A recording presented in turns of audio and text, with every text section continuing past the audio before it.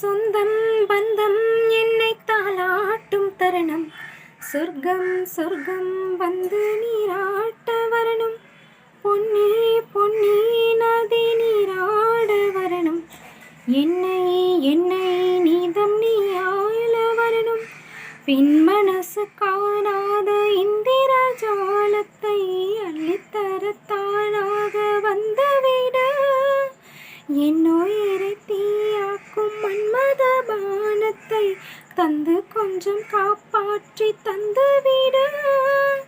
அன்பே ஓடிவா.